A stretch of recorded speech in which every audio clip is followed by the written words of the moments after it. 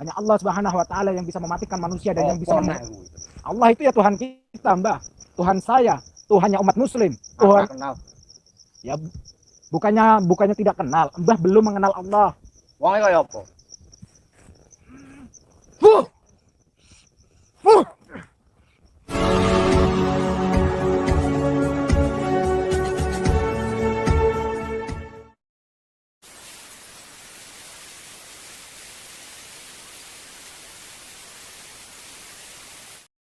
Liqomsatun utfi biha harul wabail hatimah al-mustafa wal murtada wabnahuma wa fatimah liqomsatun utfi biha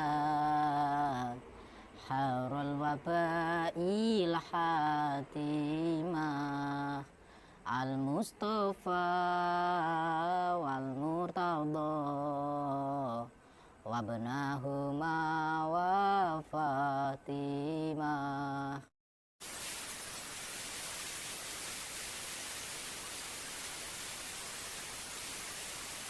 Assalamualaikum warahmatullahi wabarakatuh. Sahabat pemirsa yang dirahmati Allah Subhanahu wa Ta'ala, selamat menyaksikan kembali video dakwah perjuangan Gus Nur Samsun, dan semoga keberkahan senantiasa tercurahkan kepada para sahabat semuanya. Jadi saya itu menerima tantangan dari dukun berasal dari Cepu. Mari kita sholawat dulu ya sahabat-sahabat. Ceritanya si dukun ini tidak terima ada ini apa ini? Dapat belalang. Belalangnya masuk ke sini. Belalang. Belalang perempuan.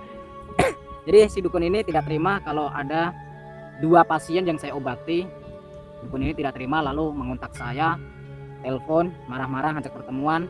Sahabat yang berbahagia, video ini adalah ketika Gus Nur Samsun ditantang duel oleh seorang dukun santet dari daerah Cepu. Yang mana, sang dukun tidak terima atas aksi Gus Nur Samsun yang telah mengobati orang yang menjadi kurban santetnya. Seperti yang telah kita ketahui, Gus Nur Samsun adalah seorang spiritual yang berdakwah untuk memberantas eksistensi para dukun santet. Karena memang, para dukun tersebutlah yang biasa mengajarkan kesesatan di tengah masyarakat. Dengan mengaku memiliki ilmu gaib yang bisa melakukan apa saja, mereka berdalih ingin membantu dan menolong orang yang datang meminta bantuan kepadanya. Padahal semuanya hanyalah modus untuk melancarkan aksi sesat dan kejahatannya. Dan dakwahnya tersebut, banyak para dukun santet yang kemudian bisa disadarkan oleh Gus Nur Samsun. Namun bagi sang dukun yang tak bersedia bertobat, biasanya Gus Nur Samsun membuatnya stroke dan sekarat. Dan tidak hanya menghancurkan para dukun santet, Gus Nur Samsun juga biasa mengobati warga masyarakat yang mendapatkan serangan keji ilmu santet. Dan ternyata, hal tersebut pula yang membuat sangat marah sang dukun yang berasal dari daerah Cepu ini. Menurutnya, Gus Nur Samsun telah mengobati beberapa orang yang telah disantetnya. Sehingga otomatis, proyek santet dari orang yang membayarnya menjadi gagal. Dan karena kemarahannya, sang dukun kemudian menantang duel Gus Nur Samsun. Dia ingin menghabisi Gus Nur Samsun, untuk mempertanggungjawabkan perbuatannya. Dan ditantang dukun santet dari daerah Cepu itu. Sedikitpun Gus Nur Samsun tidak merasa gentar. Malah dia bersyukur, dia bisa bertemu dan mendakwahinya. Maka datanglah Gus Nur Samsun menemui sang dukun di tempat yang sudah disepakati. Dan tahu Gus Nur Samsun yang sudah ada di hadapannya. Sang dukun berkata dengan sombongnya, "Sehebat apakah ilmu dari Gus Nur Samsun, sehingga dia berani ikut campur urusannya?" Gus Nur Samsun telah menggagalkan proyek pekerjaan santetnya, maka Gus Nur Samsun akan menerima akibatnya. Gus Nur Samsun berkata, bahwa dia bukanlah orang hebat, karena yang hebat itu hanyalah Allah Subhanahu wa Ta'ala. Dia hanyalah hamba doif yang diberi sedikit kemampuan oleh Tuhan, yang harus menggunakan kemampuan tersebut ke jalan kebaikan. Dan mendengar nama Allah disebutkan di hadapannya, Tampak sang dukun merasa tidak suka dan tertantang. Dia berkata, siapakah itu Allah, dan sehebat apakah dia? Sang dukun meminta Gus Nur Samsun mendatangkan Allah, dan dia ingin mengalahkannya. Lalu apakah yang kemudian dilakukan Gus Nur Samsun, mendengar Tuhan Allah yang ditantang oleh sang dukun? Lalu apa pula yang terjadi dalam aksi Gus Nur Samsun kali ini? Silahkan disaksikan videonya selengkapnya. Santai Mbah. Ini kamera saya Mbah, jadi gimana Mbah? Bahkan tadi dari 2 hari yang lalu nantang-nantang saya masih di Demak. Sekarang saya sudah ada di Jawa Timur. Saya tadi menempatkan untuk mendatangi Mbah. Ternyata Mbah ada di sini. Terus kemarin maksudnya apa Mbah? Marah-marah di telepon, nggak terima kalau pasien tamu-tamu saya obatin. Kowe harus rusak rezekiku. Saya nggak merusak rezeki Mbah. Saya cuma niat membantu seseorang, saudara-saudara saya. Hanya niat membantu Mbah. Hanya niat mendoakan beliau-beliau saja supaya sembuh. Terus lantas kenapa Mbah itu hanya tidak bersalah? Aku dibayar. Dibayar berapa? Loh, tak usah tak tuturno orang awakmu. Barangkali saya bisa ganti rugi Mbah. Oh, tak perlu. Tak perlu. Gini Mbah, saya kedatangan saya itu biasanya mendatangi orang praktisi seperti Mbah. Itu Mbah Ngapa kon iku? saya kan datang di sini sesuai dengan tantangan Mbah. Bahkan menantang nggak terima dengan saya, katanya nggak terima. Lapo kon iku pasienku kok Kenapa? ngani kok opo sih iku? Ya saya Tak pateni tak apa nang terserah aku. jangan dibunuh Mbah. Yang bisa membunuh hanya Allah. Hanya Allah Subhanahu wa taala yang bisa mematikan manusia dan yang bisa Allah itu ya Tuhan kita Mbah. Tuhan saya, Tuhannya umat muslim. Tuhan kenal. ya bukannya tidak kenal. Mbah belum mengenal Allah. Wong kaya apa? Allah itu bukan orang Mbah, bukan manusia. Allah Lah itu itu Tuhan. sapa? Allah itu Tuhan. Itu. Allah juga wujud, Allah juga gaib. Lahirmu kon ndi? Lahir saya ya dari kedua orang tua saya Mbah. Wasilahnya dari kedua orang tua Lah kok saya. sebut-sebut sapa kuwi? Karena kedua orang tua saya lah itu berasal dari orang tuanya berasal dari orang tuanya sampai ke Nabi Adam. Nabi Adam. Lah rasa cerita nang ngene. Loh, kan saya mau pengen cerita nabi-nabi, Mbah. Saya dongengin nabi-nabi biar Mbah itu nggak gagal paham. Biar tahu siapa Allah sebenarnya. Hah. Kenapa Mbah ketawa? Wong urip iku mung ngacok kene. Ya, mungkin menurut Mbah hidup itu cuma makan.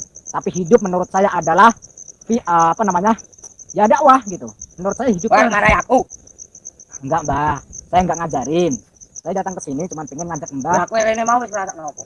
Saya datang ke sini itu kenapa? Tadi sebenarnya begini, Mbah. Saya sebelum berangkat mau masuk mobil itu saya sudah muntah-muntah banyak sekali. Wis ngerti to? Nah, Rasa. atau mungkin jangan-jangan itu ulah Mbah. Wah, Iya. aku nyapuk aku rokok nang kene. Lah terus lantas kenapa saya sehingga muntah-muntah mungkin saya masuk angin atau kecapean? Ya ki oleh-olehmu. Oh gitu Mbah. Iya memang saya bisa terima resikonya kok Mbah. Terus saya pengen tahu Mbah. Mbah tujuannya apa mengundang saya? Nantang-nantang saya marah-marah di telepon 2 hari yang lalu. Lah ke anak buahku. Oh gitu. Sing ngomong nang aku. Terus siapa yang ngomong? Are anak buahku padha tok larani. Napa kowe kene sekti? Saya nggak sakti Mbah. Sakti dari Maha Sakti itu adalah Allah. Bukan saya Mbah.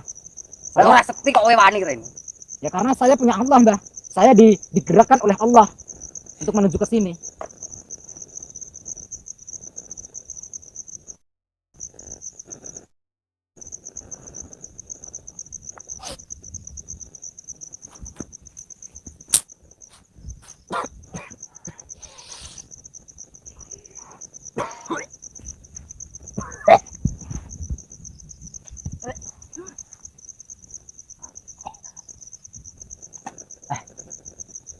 Kenapa Mbah?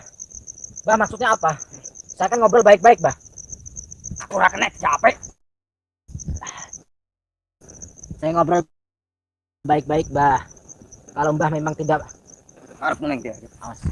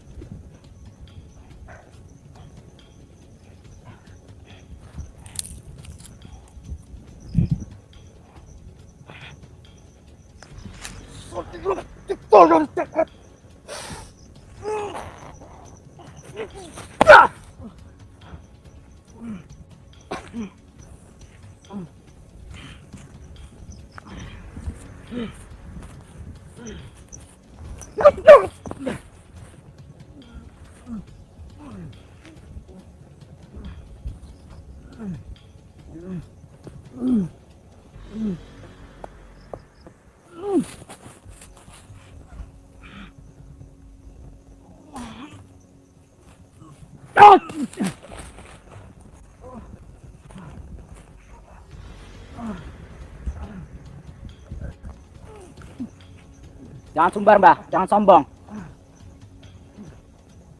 Saya nggak mau terkecoh saya. Kalau berani ke sini, saya tunggu di sini. Saya tahu Anda berpura-pura. Nggak bakalan saya kena tipu. Awas ya.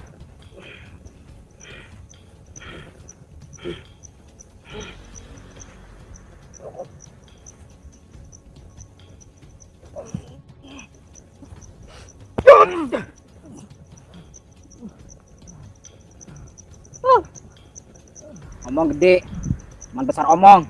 Bangun. Saya belum puas kalau belum menyiksa Anda.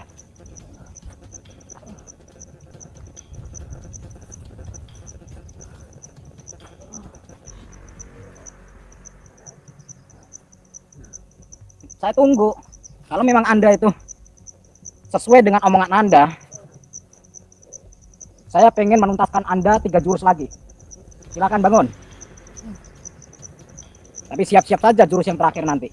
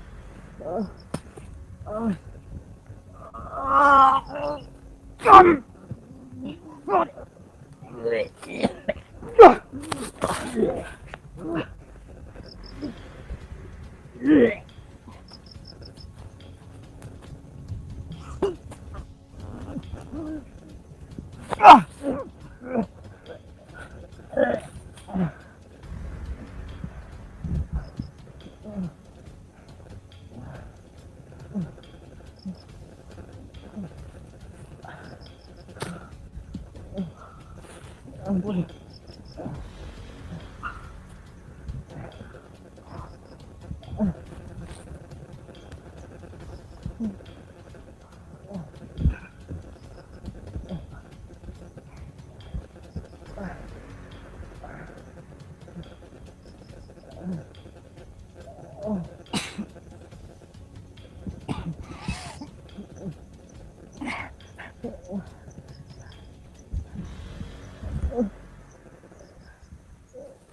Sekarang Anda sudah tidak punya apa-apa lagi. Sekarang saya ingin menawarkan sesuatu kepada Anda. Saya ingin menawarkan supaya Anda mengenali Allah, supaya Anda belajar mengenal Allah. Karena semua tadi itu yang melakukan bukan saya, tapi Allah. Allah yang melakukan ini, bukan saya. Saya hanyalah sebuah alat untuk menyadarkan Anda dengan cara seperti ini. Saya ingin menyadarkan Anda, dan Anda, saya sarankan tobat. Kalau tidak mau tobat, saya tinggal. Anda akan stroke, lumpuh sepanjang hidup Anda, seumur hidup Anda. Ampun. Ampun apa? Ampun apa? Ampun. Mau tobat gak? Yo. Iya. Aduh, sampai lumpuh. Ya, nanti saya bantu obatin. Saya bantu mengobati Anda Tapi dengan syarat saya menawarkan jasa untuk mengucapkan 2 kalimat syahadat. Bersedia? Penting mari leh. Ya, saya akan membantu Anda untuk proses penyembuhan. Yang penting Anda jujur dan tidak menipu saya untuk bersyahadat. Sanggup? Ayo. Sini.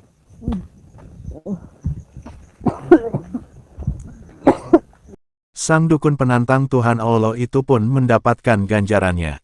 Kesombongannya yang sundul langit, ternyata tak mampu mengalahkan sedikit ilmu yang dimiliki Gusnur Samsun. Dengan senjata yang dimiliki sang dukun, Gusnur Samsun menghajarnya, sehingga dia langsung tumbang berkalang tanah. Gusnur Samsun belum merasa puas. Gusnur Samsun kemudian menyantetnya, sehingga dia merasa kesakitan yang sangat luar biasa. Di saat itulah sang dukun kemudian mohon ampun dan menyerah. Bahwa kekuatan Allah itu memang ada, dan dia tunduk atas segala kuasanya. Dia ingin bertobat, dan berjanji tidak akan pernah lagi melakukan kesesatan yang selama ini dilakukannya. Gusnur Samsun pun merasa bersyukur, bahwa dukun yang tersesat itu akhirnya bisa disadarkannya. Juga bersyukur, atas perlindungan Tuhan yang diberikan kepadanya. Dan tentunya juga berharap, dakwah yang dilakukannya bisa memberikan manfaat, juga menjadi petunjuk yang baik bagi semuanya. Putar tasbihnya dan baca sholawatnya. Wassalamualaikum warahmatullahi wabarakatuh.